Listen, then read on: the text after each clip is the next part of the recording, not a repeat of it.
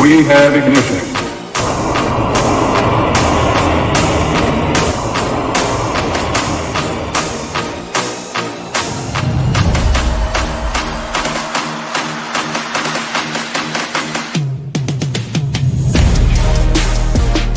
Kyle, why don't you just tell us how you live forever? Yeah. Start with longevity talks. Yeah. I don't want to live forever. That's kind of a... What's your ideal? Let's go the other direction. I want to live a good life, but I don't want to live forever. I think I've been reading a lot of the Bible, and it's like, it's just so funny that people get into this stuff. I just kind of laugh. I'm like, you're called to be on earth and obviously take care of yourself and serve others or whatever you're called to do. And, I'm like, if I can do that for 80 years, that's great.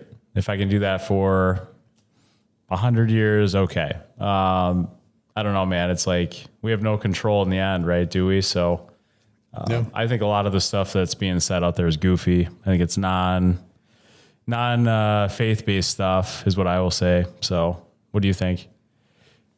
I think that I agree with you. The thing is, if you live forever, then consequences are just not the same. Yeah. So you don't get I feel like human beings were designed to live for so long for a reason. Yeah. Like it gives you enough time to kind of make mistakes and learn from them, but also to have your arc and figure it out and leave a good impact. I don't know. I feel like I feel like God gives you the right amount of time. If God took my life away today, because I'm believing this stuff and I'm trying my best, obviously, but I just don't feel like, from my understanding of, some of the longevity doctors and some of these people, I'm like, they do all this stuff, right? They want to do red light therapy all day and sauna and this and that and testing. I'm kind of like, the standard person, the 99.9% of people don't want to hear what they're saying. They're not going to do it. So it's like, does it even apply, right? So then from the science side, that what they're saying is too rigid, in my opinion, right? From the faith side, it's like, if you die tomorrow, it's like, well, in theory, I actually believe in living forever in a different way. So I'm going to heaven, right? That's my goal. So I don't know. It's kind of weird to me that they talk like this. They want to expand or get your lifespan to be longer or whatever. But yeah, I think if you live in the right way, obviously you can try to live longer. That's obvious. Nothing they're saying, should be outside of the norm, right? Like eat healthy as much as you can, focus on healthy relationships, be happy with yourself. In my opinion, have a faith. For me, Christianity, Catholicism, right? I have that way of doing it, but it's like, if you can kind of get into some of these modes of well, these things affect me over the long term, that's great. But, if I'm looking at genetics or I'm looking at my family history or if I'm looking at all these things, my grandpa died when he was 66 on my one side because he had type 2 diabetes, lived a poor lifestyle. I didn't get to know him at that point. I got to know him when he was kind of past the lifestyle, the bad part, but he already had the disease. So it's like, well, that guy died before he was even 70. And then, do you kind of play that game with yourself? Like, well, my grandpa died at this age. I got to, it's like, well, I guess we don't know. Why sit here and stress about it? I'll just live my life. I'll just obviously try to prevent what I can prevent as much as you can. But let's be honest, God has a plan for you. So it's like, I'm going to do my best and what I think is right for me. That does not apply to the next person. So a lot of the advice I hear is kind of crap, I think. I mean, It's like, if Goggins wants to go do an Ironman and that makes him happy and that's what he believes in, that's what he should go do, right? If someone wants to not live a healthy lifestyle, but they have a pure, beautiful belief in God and heaven and they're living such a good life, but maybe they're out of shape and they're not living a good life on that end, who am I to say what they should do? Again, it's like, that's their choice. So I'd like them to live healthier, but if they're happy with what they're doing, they believe they're going to heaven, they're giving faith to others. I don't know. It's who's right. I mean, that's the other question. Yeah. Who's right? Yeah. Who wants to live forever? You tell me. Yeah. Well, it's like in general, like measuring is obviously a good thing. Like it can help in a lot of cases. And at the same time, it's like any of any of these good things that we discover, like when you obsess about them, they can become destructive and negative. Yeah. And like if it's like the most human thing to do is like figure out something that works and then obsess over it and become possessed by it. And then next thing you know, you're just stressing all the time about when you're going to die or when you're going to, what your heart rate is. Or like that's what I'm navigate saying. your day and you don't even enjoy it. And I train people in their 60s and 70s. This is all laughable stuff to me. I mean, these people, they're not, I mean, yeah, they might think about it a little bit. They're not researching Brian Johnson. They're not looking at Dr. Peter Attia or anything. So those guys, they're the famous longevity people. And I'm not saying they're not right on some stuff because they have points, obviously. But every single person needs their own, prescription, meaning, I'm a personal trainer. I take a person, I say, okay, this is what you need. If someone's 60 and let's say they read a book by Dr. Peter Attia or they listen to Brian Johnson, to me, it's kind of hard to filter what should they do. Like what is the first step? Now, they talk a ton about zone 2 training. Well, yeah, that's great. Okay. Let's talk about someone that can't walk. What are they going to do for zone 2 now? Right. So prescription wise, it's like everybody's different. I've trained people that can't walk. I've trained people that, they can't. Yeah, a lot of the things that are being said are great, right? For general people that are probably 40 or 50 years old. But again, I don't know. I'm not a believer in the whole, like, let's try to live till we're 150. I don't get it. I love my life, but it's like, I just will live my life. I'm going to go to the next day, enjoy it. If you want to do something, if you want to enjoy a beer, Brian Johnson, no alcohol, I'm sure is what he's saying. Yeah. I haven't even looked at that he takes much. Like 20 pills every meal. Yeah. It's like, is he really living a good life? I mean, let's be clear. Like he has no religion in his life. I guarantee it. And it's like, if you don't believe in the afterlife and heaven and all these things that you're supposed to believe with faith, it's like, yeah, you're going to think you're God. That's what he's doing. He's trying to become a God in himself. Yeah. And well, I will give him some credit because I was listening to him on a podcast like a couple months ago. His whole principle is he's like, technology, AI is getting so advanced. Like, how do we get it to how do you basically like keep humanity's head on our shoulders? And he was like, well, the best directive I can come up with is we want to maximize for human life. So like, and obviously like there's, he's a very peculiar guy. He does it in a way that maybe not everybody's on board with, but I do get like the principle of, I get the principle. I just think he's very wrong. I think he's very wrong. That's all I'm saying. Well, I don't think his life is very fun. I think if you look at the people that live the longest, he's actually not right. Well, yeah. I mean, he's got to remember he's like a tech billionaire. Yeah, he's like exactly. a different which is great. I mean, I love what he's talking about. Let's talk about it, but let's go into like, okay, the people that live the longest, they have great relationships in their lives.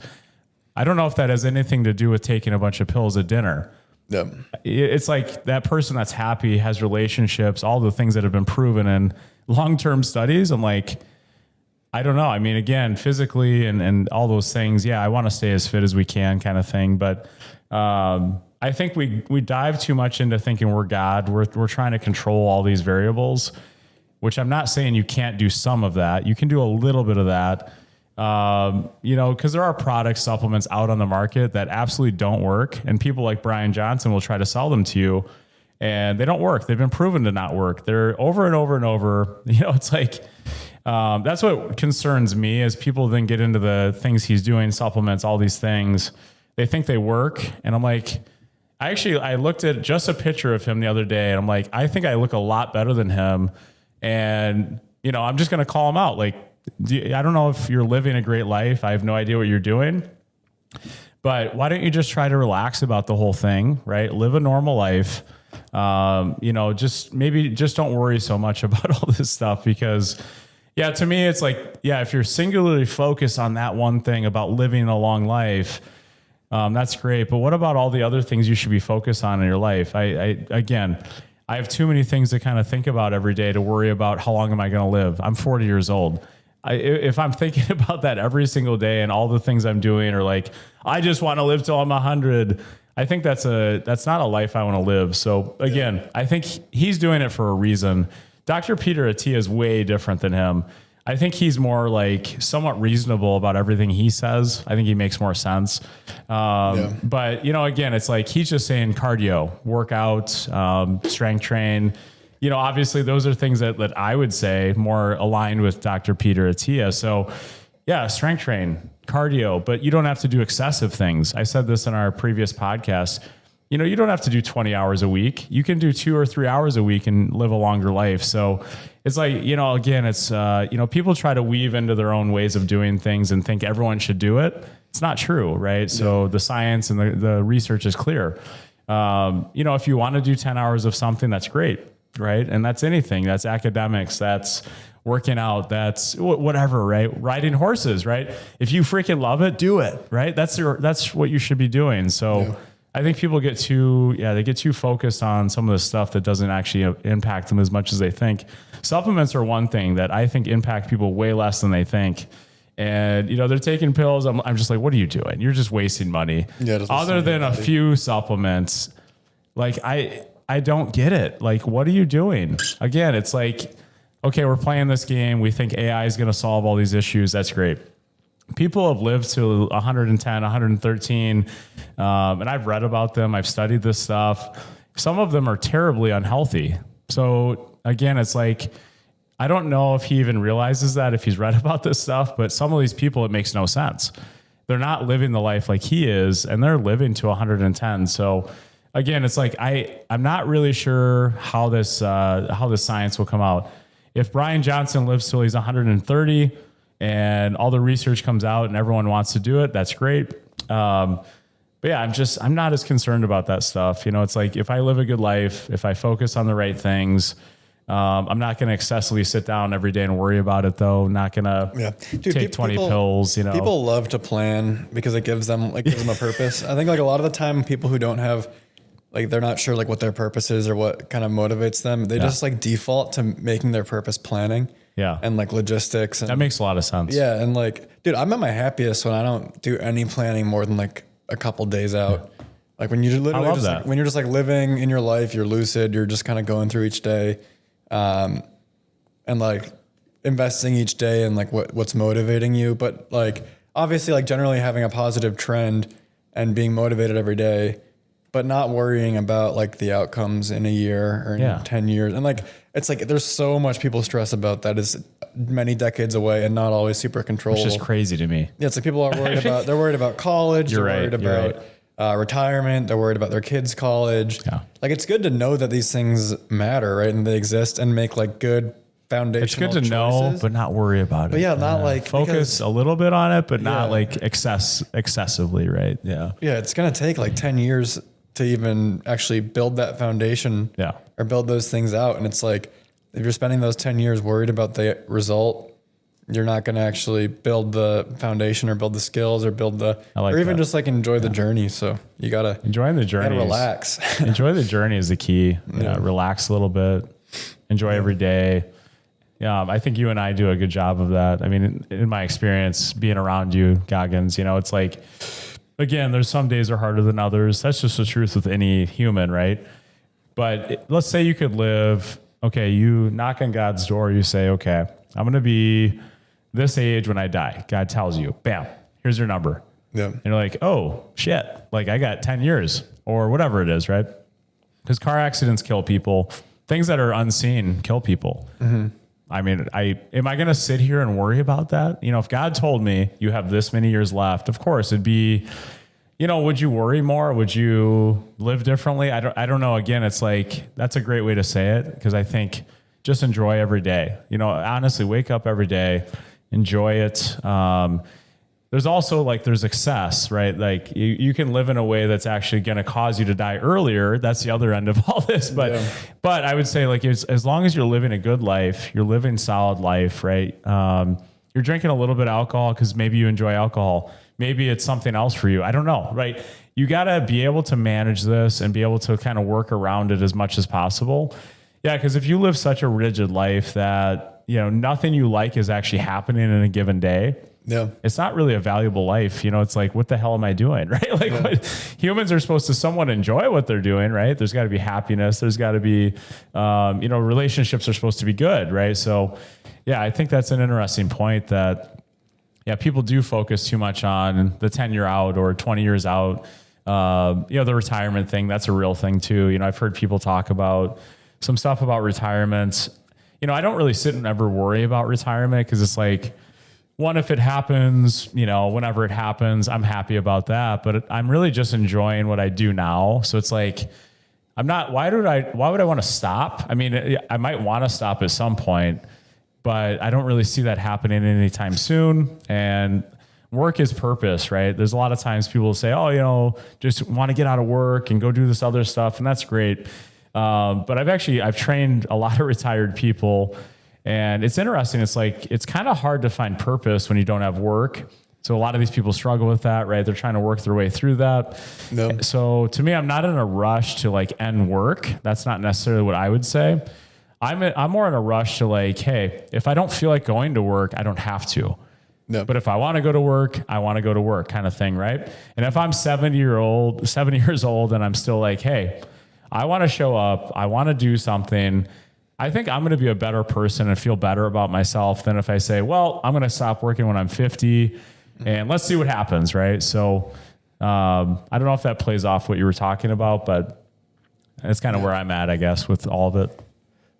Yeah, you got to fall in love with the process. Yeah. And so many people find success, and by the time they do, they've become so like tightly wound, or like they're gripping their own success so tightly that like they don't actually enjoy the, when they get to their retirement. It's like, like you said, you don't know what to do, or you're so used to living in such a particular way or with such a level of like intensity and planning and focus that if you just try to get your body or your mind to slow down, it gets wonky for you. So, I think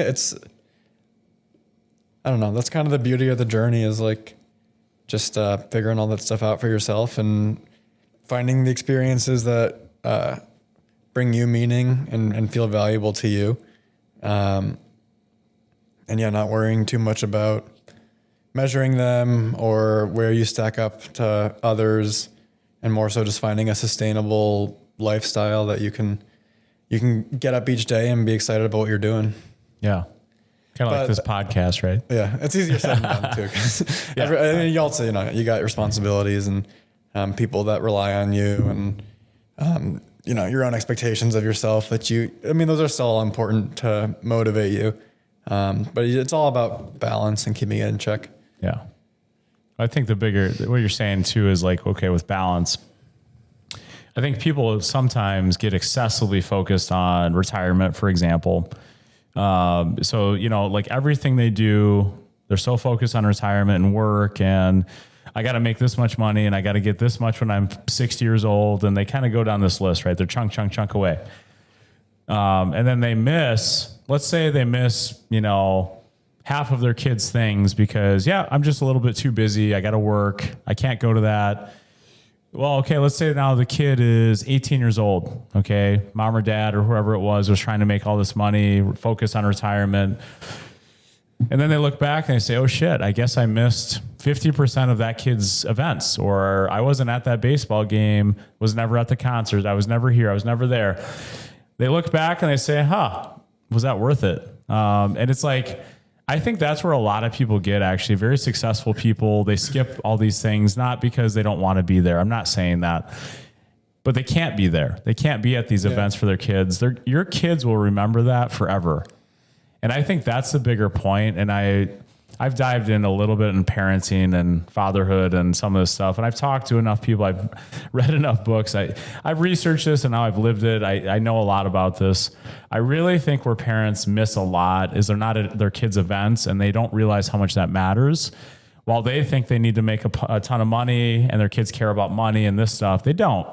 Your kids have no idea, right? They think $1 is important, right? They have no freaking clue. But they know if you're at their game. They know if you care about what they're doing on a given week. And some parents literally are just not there.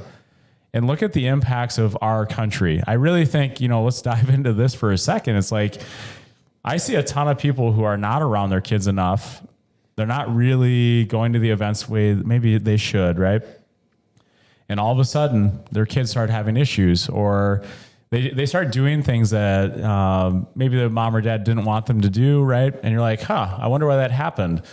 So it's like, and for my wife and I, we're at events a lot. We're focused on our kids. We take our kids to school every morning. And I'm not saying everyone needs to do that, but it's kind of interesting because, my kids are not perfect by any means, but I definitely see them enough where if something was going right or wrong, I would know, right? Yeah. I'm there enough. I'm present enough that they can't really hide that from me, right? I'm at their events. I'm at their games. I'm taking them to school. I'm seeing all this stuff. And some mornings, it is. My daughter doesn't want to go to school. I'm there every single morning to see that. Which one of her shows up, right? It might be, I don't want to go today, or, I got myself ready today. I'm excited. As her dad, I'm there every single day seeing that. And that's kind of important. That's important to her, right? And I've read a lot of books about the psychology of that. It's like, dads being there and being present. And I'm just talking specifically dads, but that's a big deal. If you can take that extra hour, maybe I lost $50 or $100 or whatever amount of money in the long term, but let's not make this economic. Let's focus on, why am I doing it? I'm doing it for the long-term health of my child. But also, like, it's good for me to be there as a dad, right? Kind of thing. Mm-hmm. So, and just in my experience, it's like a lot of dads don't want to do that stuff. Not every dad is like that, but they want to go to work. They want to go, hunt and kill and make all the money, and retirement's important. And I come home, I get on the computer and I do all this stuff. And that's like, they don't even see their kids, during a week. They see them, but kind of in passing, or they don't take them to school. They don't go to their events. They don't, and they think I'm providing, this money. So that's important. Right. And it's like, well, you're missing the point. Yeah. You're actually missing the whole point of what the purpose of a dad is. Right. Yes, you do have a responsibility to make money. Yes. I'm not saying you should not go to work. But, your responsibility as well is to take care of them and guide them in God's word and lead them into a direction that, is going to be a successful direction. So it's like, that's a little bit of what I see, I guess, in the US. And I know this applies to other countries too, but it's definitely become more of a culture where dads are less and less engaged. And they're more and more focused on, and this has been this way for a long time, but they're more focused on their own stuff. They're more focused on retirement. They're more focused on, I guess, all these outside things that are external to their kids. Their kids don't realize any of this. Their kids don't know anything about retirement. Yeah, your kids will always adapt to their environment. So if you have nothing, like, your kid's gonna. Well, they don't even know. Yeah. They don't know. And like any kid too, like even whatever, if your parents are super successful. Like, I know plenty of people who come from successful families, and by the time you're 18, you as a kid, you want to live your own life. You want to be your own individual. Yeah. You want your own independence.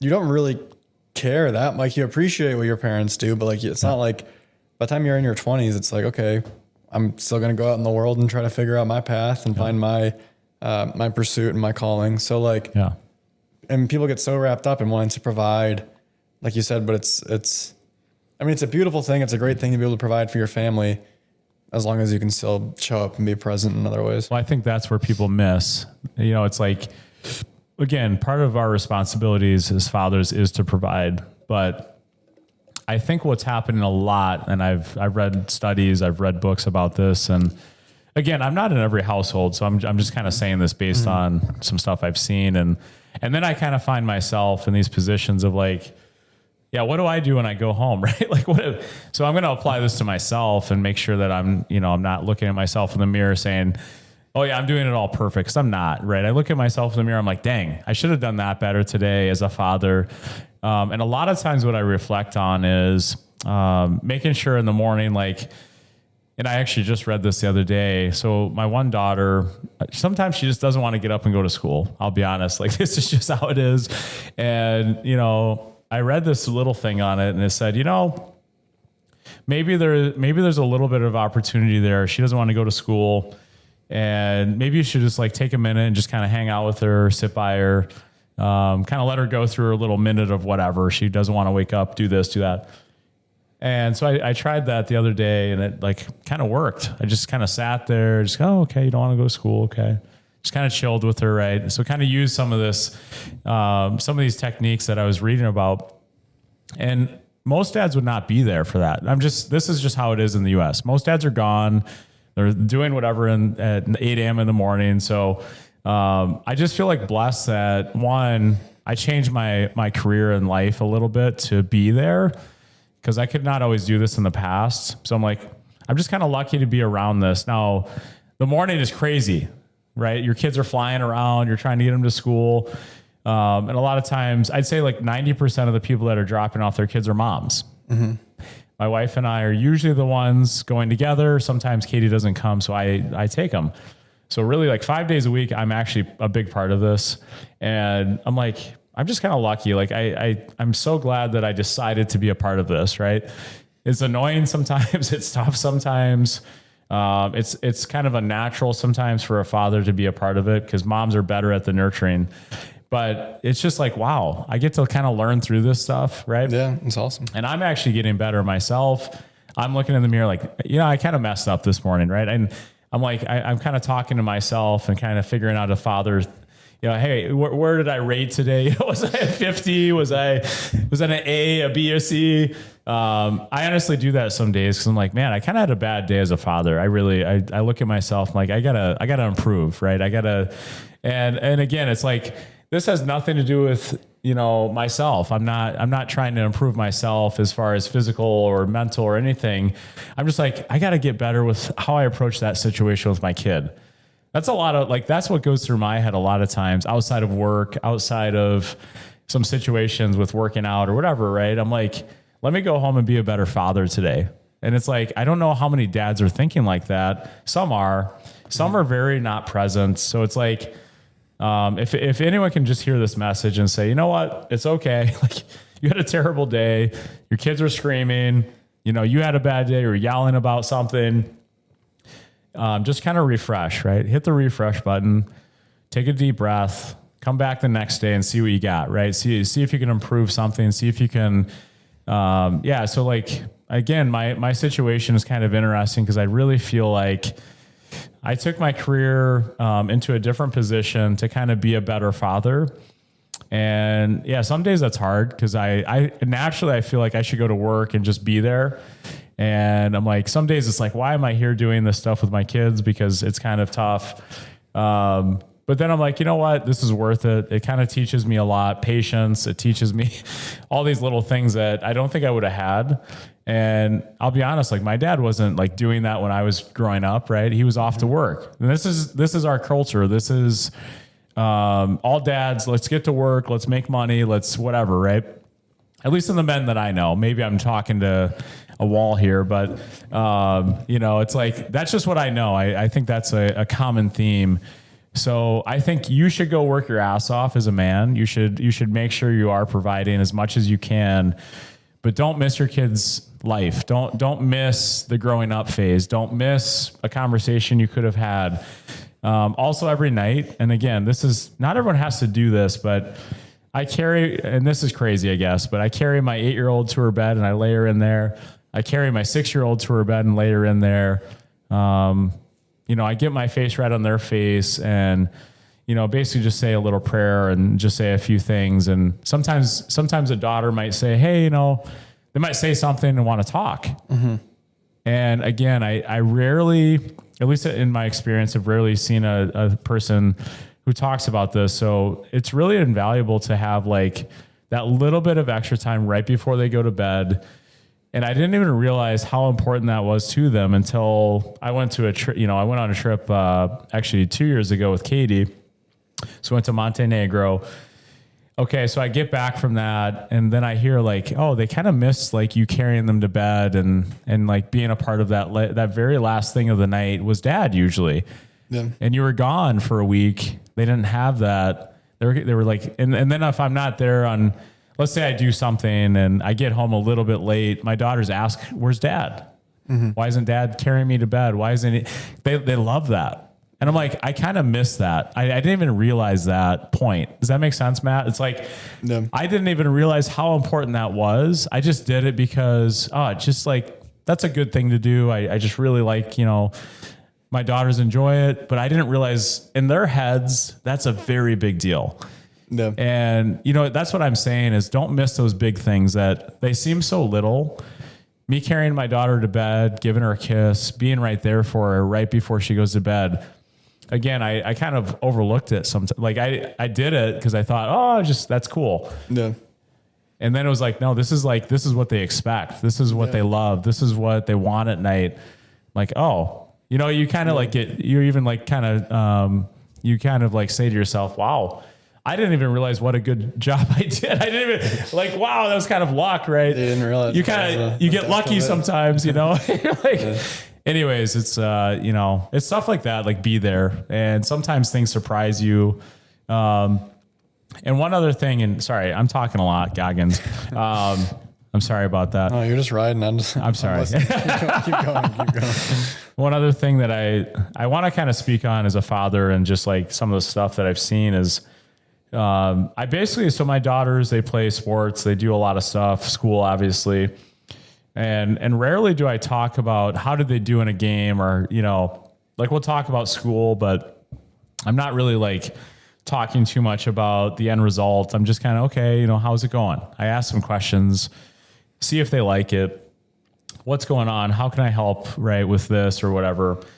And I found myself like, again, it's so hard not to, as a dad or obviously as a coach, sometimes you're like, here, let me coach you right now. Or let me like, interject some of my advice because I train all these athletes, right? And I've kind of had to hold myself back. And I just don't talk a lot about sports with my daughters because I'm like, you know what? Their dad doesn't have to interject too much. They just like to just be there for them. Right. And I think I've heard this a lot in our culture with the current AAU situations and a lot of things going on.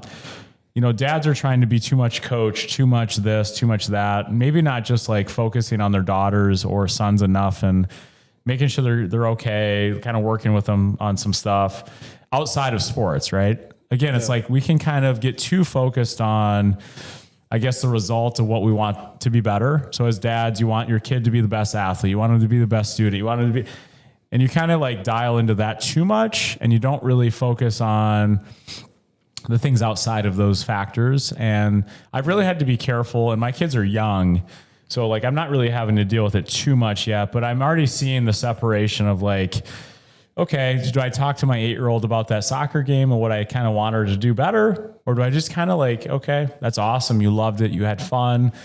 And she wants to talk about all this other stuff that has nothing to do with soccer. Mm-hmm. I'm not going to talk about soccer. Right. So it's like, just kind of let that ride as a father. And even coaches can learn from this. Like, a lot of these kids, they love sports, they love playing, but really what they care about is all the other stuff you do for them. They don't really care if you give them advice in their sports.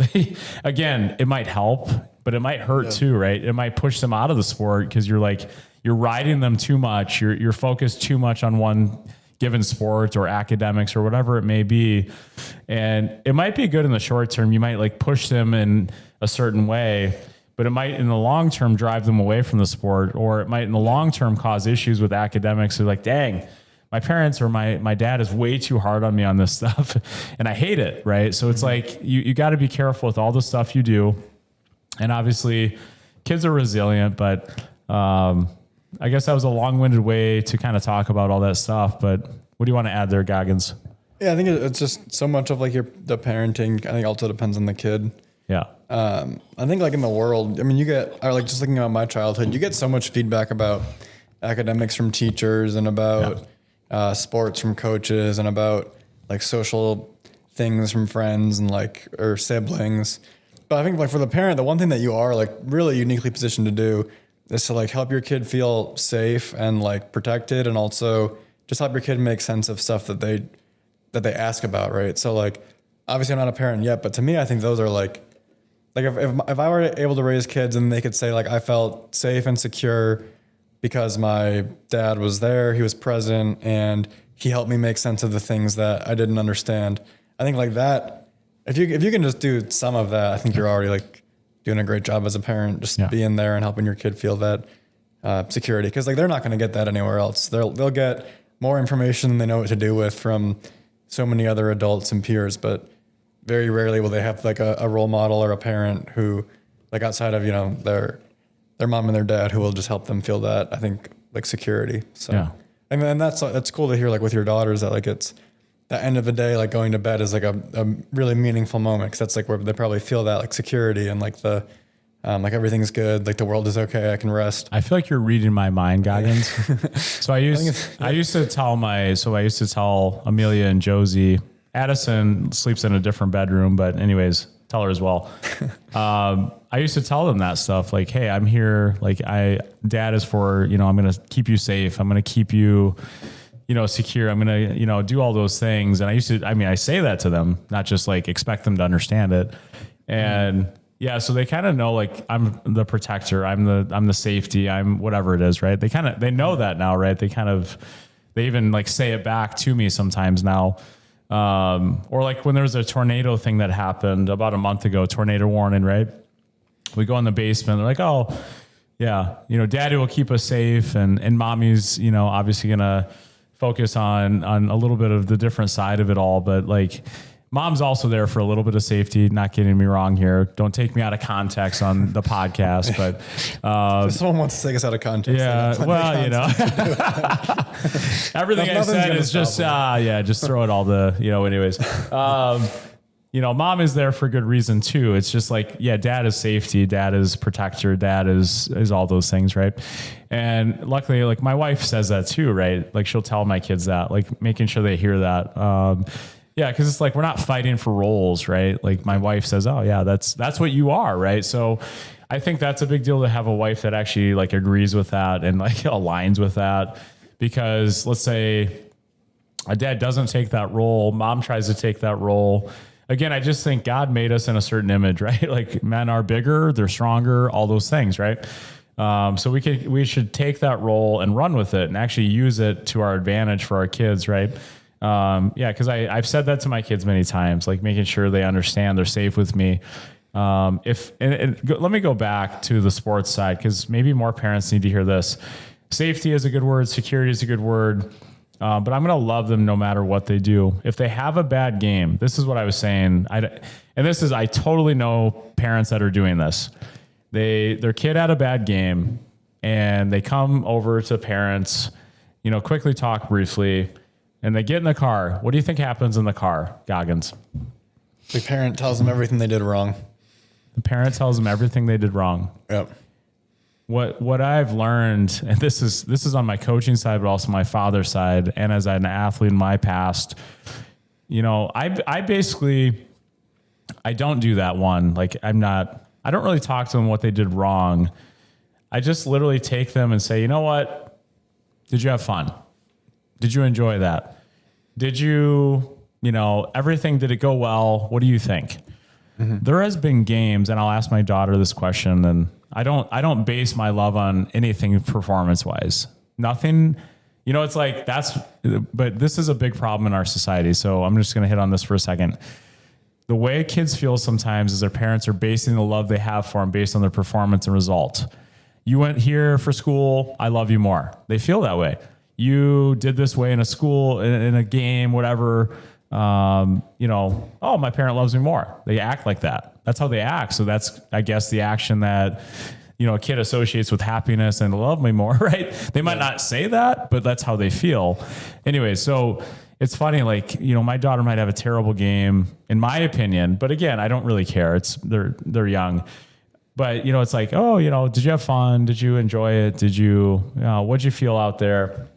And there have been multiple times where my kid is like, I had a great time. I'm a superstar. I'm like, oh, yeah, let's go. And I'm just like, because I didn't like try to critique her or like get after her with what I thought. Yeah. I kind of let her roll with some stuff. And many, many times it's like, she's happy. She's like, that was an awesome game. I played awesome. And I'm a coach. Of course, like I know the truth. I know what happened out there. Yeah. But, you know, for an 8-year-old or 10-year-old, it's like, you can have realism. Yes. Coaching is real. I get it. Critiquing is real. But I think the bigger thing to make sure you remind your kid of is, hey, you know, for me, my daughter, Amelia, like, I love you. Doesn't matter what you did in that game. It does not matter at all. I love you. Whatever you do in that game or whatever you do in class, I'm still going to love you. Right now, I can have a little bit of parental guidance. Yes, of course, I'm going to guide her and give her some thoughts, but maybe not in that moment. Right. Just say, I'm really happy you had fun. And then I'll try to coach her in a different situation at home doing something else. Yeah. I'll say, hey, maybe we should do some conditioning because that'd be good for you, right? That might help soccer. Yeah. I don't say to her, hey, you were dogging it in that game and I really expect more. Does that make sense? So I kind of know what the answer is, but I wait on it. Yeah. Let's get home. I don't say anything about the game. Hey, what do you think? Let's run around outside and kick the ball around a little bit and play. You don't have to be like harsh on your kids. They just don't need that, right? So, unfortunately, it's like a lot of parents. It's hard to not be a coach. It's hard not to be like critical. It's hard not to be, hey, you know, I expected this and you didn't do it right. So. I'm very much like, and I'm not saying I don't coach my kids. That's a hard thing to get across on a podcast. I do coach my kids. I do use techniques that I've used with other athletes that are very high level. But what I don't do is after a game, get after them when they could be the most emotional, right? They could be, I guess, the most responsive to what I'm doing. I just kind of let it ride and just remind them, like, I'm really proud of you. You know, I love you. You know, nothing you just did, you know, I coached them in maybe a 6 or 7 hour, you know, after the game time frame where, hey, we're at home. Hey, what do you think? Do you want to run around outside a little bit? Let's, you know, if I want to say something specific for sports, let's improve your conditioning for soccer. This will help so much. If I don't, let's just go play. Yeah. Don't even say anything. Just like, let's go play. Let's go run. Let's go kick that ball. Let's go throw that ball because your kids want to play. I have, you know, this is such a simple way to get them to, you kind of trick them, but it's like, it's so easy. And I've done this with my kids so many times. They're huffing and puffing at home, running around the house, doing all this stuff. You know, in my mind, I'm like, oh, obviously that's going to help my daughter in basketball, but they don't care. Like, again, kids don't associate performance with going to run outside at home with their dad. They don't think it's not the same thing to them. But for me, I'm like, oh, this is going to help their sports. Yeah. Well, it reminds me of like the saying I've heard, which is like, kids will do what their mom tells them, what their dad shows them, what their dad does. Bam. And so it's like, I think the best thing you can do for a kid is, like you're saying, get out in the yard and throw a ball with them, run laps with them, or even just like you yourself, go for a run, go learn about something and put it on the kitchen table and learn it with your kid. Like get out there and just show your kid how, like, I feel it's so much more effective to like show your kid how you think through a problem or how you deal with getting better at something or dealing with a challenge, as opposed to just dictating to them like, oh, do this, that, and the other thing. And I'm guessing more often than not, like as parents, those who kind of just try to tell their kids what to do are less likely to be the ones that do it themselves too. Because a lot of people just, you know, they can fall into the pattern of just being the one who they're the parent sitting on the sidelines and telling your kid how it's done, rather than just showing them. And it's also like, it's way easier as a kid to learn how to act by observing your parent than being told how to. Yeah. Right. And like ultimately that's what you're going to kind of tend towards, is doing things how your parent does. Well, think if you had a kid right now, you're going through triathlon training, you know, you're doing a podcast, all the things you're doing, right? I think it's so cool because it's like your kid observes those things. Like my kids know I train at a gym, right? And they're never there really, but they're like so excited about the gym because dad's there. Yeah, that's like they know. Spot. Yeah, you're right. It's like, oh, I know that, and this is too much information. So a few weeks ago, I was at my buddy's, Dave is his name's house, and I was running, doing some work, and you know, I was just outside. It was warm. Had my shirt off. So my daughter's classroom is like across the way. Mm-hmm. They can see me sometimes if I'm there. So I'm running and my daughter in her class can see me. Mm-hmm. So I get home and, you know, my daughter, like, she like is this whole, she's a beautiful soul, but she's like, my dad has a 6-pack. And then these kids were like disputing it. Like, no, your dad doesn't have a six pack. There's no way. My daughter's like, yeah, he does. Yeah, he does. And she's like, and they're going back and forth. I'm out there running or whatever. And I'm like, if anything else, if I never ever talked about nutrition with my daughter knows, like you said, she knows and she sees the actions. She sees what I do. Yeah. And she knows, like, holy cow, that's not normal. That guy's 40 and he has a six pack and he's running outside and he's, wow. So, I mean, I didn't have to say to her, hey, go eat better. Hey, go run. Hey, go do this. Hey. She like just sees me doing it. And I'm not saying she's going to be the exact same as me. No, that's not what I'm saying. But she has that example in front of her and it's her father. And that's a big deal. Yeah. And it's a big deal to her. She will protect my name in her classroom because she told me about it. I'm just like, I didn't want to hysterically laugh, but I kind of had to. It was hilarious. Because this one kid is like, no, your dad doesn't. And I work out more than him. And these kids are 8. Okay. Like, okay, what is going on right now? My dad can beat up your dad. Exactly. Get him out here. Yeah, let's go. It just was amazing. I'm like, anyways, my kids just know I train in a gym. I'm fit, all these things. Right. And they love it. They love that. They think it's great. They think, and just if you had kids, Goggins, they would be so proud, even though they don't say these words because they're too young to say them. They're like, that inspires me for my future. If they see you doing the Ironman training or whatever it may be, it's so impactful. It's so impactful. Your kids will take on those traits, maybe not the exact same traits, but they will see all those things and they'll probably end up, if you keep doing it, you keep doing it, you keep doing it, you keep doing it. And I don't hammer on nutrition with my kids, but they eat healthy, right? But I'm not yelling at them about food all the time. I'm not telling them, hey, you need to be doing this workout all the time. They just kind of see their parents doing work and they're like, oh, that's kind of cool. Like I should probably do that. And they'll probably carry some of those traits forward, right?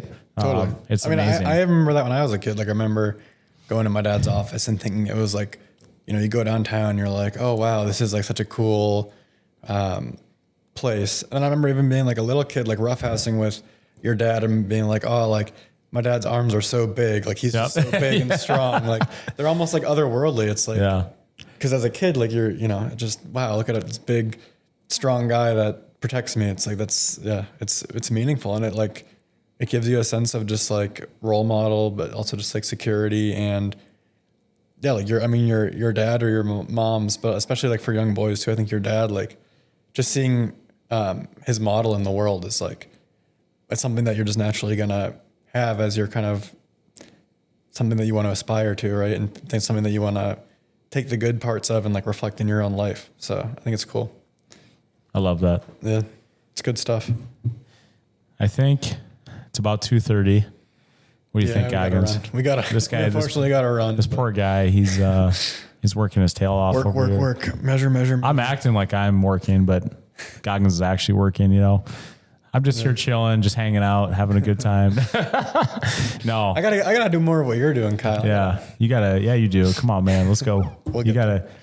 Well, to be fair, you don't have kids yet. You're making your way. So figuring it out. You're going to be in a great position. I think all the things you're doing are leading to the right things, And in this podcast, I mean, we got into fatherhood today, right? But all the things that we said longevity wise, father longevity stuff, it kind of all applies to a person. Like, okay, if I have kids or not, it doesn't matter, right?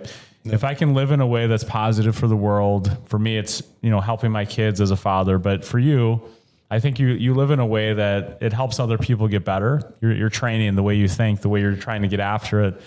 I guess that kind of impacts longevity for you, obviously, but it actually impacts your friends or people around you. They're like, man, why is he doing that? And then maybe that impacts their longevity, their health, all the things, right? Because you and I both, in different ways, I think we inspire people around us to feel a little bit like, hey, maybe I should go do a little bit more on the health side. Maybe I should focus on this a little bit more. And that could be running, whatever it is, right? Or biking, or let's go lift, or let's eat a little bit better, or let's get some more sleep. I do that for my kids, but, obviously I have a ton of clients that I train that these positive influences are key. And sometimes it is action. if I was a trainer or you were, Goggins, if you weren't really doing the work behind the scenes, people wouldn't really listen to this stuff on the Ironman, but you're doing the work. You're inspiring someone. I guarantee it. I don't know who it is. We'll see. I don't know. There's not a lot of people listening. But if you're out there, whoever it is, I'm just saying the work you're doing inspires, because you could tell a friend, even if you don't see them for 6 months, hey, this is what I did the last 6 months to train for an Ironman, and this is the grind I've been on. And, you just never know the things you're doing, how they'll impact others. And I think that's true. Maybe the point of the podcast. I know this is fun, but it's like, if we can impact 3 people, that's 3 people that maybe feel better about their stuff tomorrow. Right. So it's like, I don't care how many people, and it's kind of the God Jesus rules, where 2 or more are gathered, right? It's like, if we can gather here, if we can help others, if we can somehow inspire people to feel a little bit better, I think that's the whole goal of why I'm here on earth, right? Totally. And God's giving me more of a chance to talk about it, and who knows how long that lasts, but obviously longevity, I'm going to try to live a long life. But again, it's like, if you don't use your life for anything, that's what's the purpose, right? So I guess go back to that rule of, if we're here, let's go work, let's go do stuff, let's go serve people, let's go do something impactful and try to help. So I think it's great. And I mean, kind of like you're saying, I wouldn't be doing any of the Ironman stuff if I didn't see my brother-in-law Alex doing it last year. There you go. And then he wasn't doing it so that kind of inspired you. He was just doing it because it was a goal of his, and I think he just he wanted to get it done. So I got to see that, and I was like, that made me realize it was achievable and doable. So I think part of talking about this is like my own way to kind of try to pay that forward. And like, if there's anyone out there listening who helps, just, even if it's just, for 5 seconds, they're like, oh, that could be fun. Yeah. And it goes and impacts, them putting some more effort into their own goal. I think that's kind of the beauty of it. And kind of one other thing I want to say, in the whole spirit of like, you don't know how much time you have, on this earth. I think for a long time, I always liked the saying of, you kind of have 3 phases in your life, right? Like when you're young, you try to learn. When you're in your middle age, you try to earn. And when you get to old age, you try to return. So you try to like give it back to the world. And I think I remember I used to always think like that's a good way to make your decisions, like learn, earn, return. And so like right now I'd be entering that like earn phase of my life where it's all about like providing. But I think what can be broken about that is like, if you want to have all 3 of those chapters, well, what happens if you get hit by a bus when you're halfway through your earn phase? That's exactly what I would say. So it's like, I think to me, it's like, let's take that model and try to flip it and be like, okay, I want to learn, I want to earn, and I want to return, but I can do all 3 of those at each phase of my life. And maybe one day maybe I do a little more earning right now because I am young and I have more energy, but it doesn't mean I shouldn't be trying to learn and trying to return, right? Like you got to bring all 3 of those into your life and keep kind of bringing in new information, adapting and growing, and providing and showing others kind of how to achieve and provide, and like just doing a little bit of each of those, right? And kind of giving some of yourself to each of those pursuits, I think is kind of a noble way, or a good way to go about balancing your time and your efforts. That's good advice. Let's end on that. That's beautiful. Woo!